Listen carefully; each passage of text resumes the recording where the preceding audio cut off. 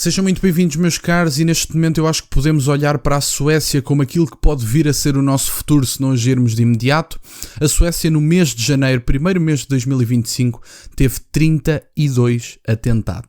Vamos ver, meus caros, esta notícia, falar um bocadinho sobre o assunto e falar também um bocadinho sobre aquilo que podemos vir a ser e que devemos olhar para a Suécia para percebermos exatamente aquilo que podemos vir a ser se não agirmos de imediato. O comentador do Partido Social Democrata, João Almeida, já tinha falado sobre a Suécia em específico. Eu no primeiro canal falei sobre este tema, mas vamos olhar um bocadinho para o que se passou na Suécia neste primeiro mês de janeiro, no primeiro mês de 2025, e vamos ver o que é que aconteceu. Vamos então ver a notícia, meus caros, onde é dito: Suécia é atingida por 32 atentados só em janeiro. Os democratas suecos estão a pedir leis de deportação mais rígidas enquanto as autoridades lutam para retomar o controle. Parece que há uma situação de descontrole absoluto na Suécia neste momento.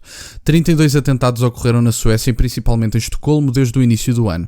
Essa explosão de crimes relacionados a gangues deve-se à imigração em massa de países disfuncionais, de acordo com os nacionalistas democratas da Suécia. O partido, novamente, pediu que a imigração fosse restringida e que imigrantes criminosos fossem deportados. Mais amplamente, os representantes acreditam que deveria ser tornado mais difícil que estruturas sociais paralelas existissem na Suécia. Elas também se estão a apoiar em medidas que significam que os cidadãos com dupla nacionalidade envolvidos em crimes relacionados a gangues podem ter a sua cidadania revogada. Eu sinceramente não vejo porque é que isto não é uma medida basicamente de senso comum. Estas pessoas terem acesso à nacionalidade e andarem a cometer crimes acaba por nem nos deixar perceber exatamente de onde é que vêm os crimes. E portanto, se estas pessoas estão a cometer crimes e obtiveram a nacionalidade, têm que ser revogada a nacionalidade e têm que ser tratados estes dados de forma a que estas pessoas passem para o lado dos estrangeiros objetivamente, porque não é aceitável que andem a cometer crimes e, quer dizer, têm a nacionalidade e depois ainda dizem que são suecos que andam a cometer estes crimes, basicamente. Charlie Weimers, o eurodeputado dos democratas suecos e vice-presidente do Grupo Conservador e Reformista Europeu, disse na semana passada que está a trabalhar para colocar a questão da criminalidade relacionada à imigração em massa de volta à agenda do Parlamento Europeu, o que não é uma tarefa fácil. Este problema não se limita, é claro, à Suécia. O recente assassinato de um menino de 2 anos por um homem requerente de asilo afegão na Alemanha é indicativo de uma crise crescente por lá também. No entanto, o establishment de Berlim parece mais preocupado em manter o partido AfD longe do poder. Sim, e cada vez mais, aliás, nota-se perfeitamente, foi debatida a ilegalização da AfD, parece que não teve sucesso, eu sinceramente não voltei a ver notícia nenhuma sobre o assunto, mas ia ser debatido no dia 30, se não me falha a memória, acho que era esse o dia. E portanto estavam a debater a ilegalização da AfD a menos de um mês das eleições, quando se percebe claramente que a AfD neste momento representa mais pessoas, pelo menos do ponto de vista das sondagens, do que o SPD que está no poder neste momento. Olaf Scholz neste momento não aparece nem em primeiro nem em segundo. Olaf Scholz aparece em terceiro.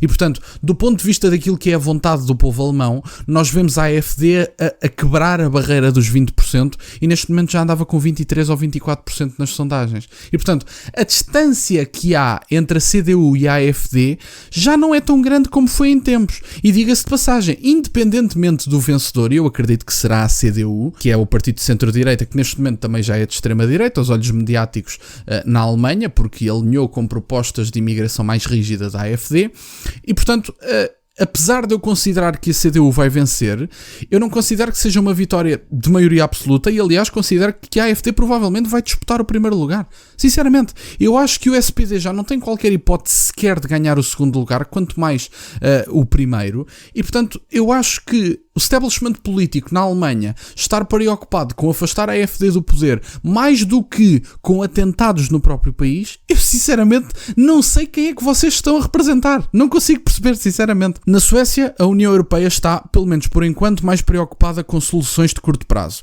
A Europol, a agência de aplicação de lei do Bloco, tem mantido contacto regular com a polícia sueca para oferecer assistência contra os bombardeios regulares num dia até 5 ataques.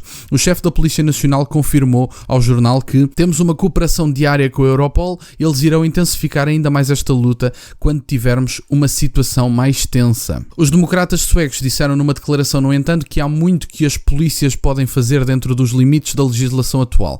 O primeiro-ministro também admitiu que, pelo menos por enquanto, é bastante óbvio que não temos o controle sobre a onda de violência que está a ser cometida contra empresas e cidadãos. Resta saber se o agravamento da situação obriga as autoridades em Estocolmo para não mencionarem Bruxelas aí irem mais longe. Meus caros, eu acho que isto é o símbolo do que nós devemos evitar, sinceramente. Eu lamento imenso a tudo o que se passa na Suécia. Eu não sei sinceramente se tenho por aí alguém, ou um sueco, ou alguém que viva na Suécia neste momento. Eu lamento imenso tudo o que se está a passar. Espero que consiga ultrapassar esta fase complicada, mas eu acho que Portugal, França, Alemanha e todos os países que ainda não têm esta situação têm que olhar para a Suécia como exemplo do que se pode vir a passar. A Suécia era um dos países mais seguros da Europa há coisa de 10, 12 anos atrás. Não foi assim há tanto tempo. E as coisas mudaram de tal maneira que neste momento é um dos países mais inseguros da Europa. E portanto, eu acho que nós devemos olhar para a Suécia como exemplo do que não fazer.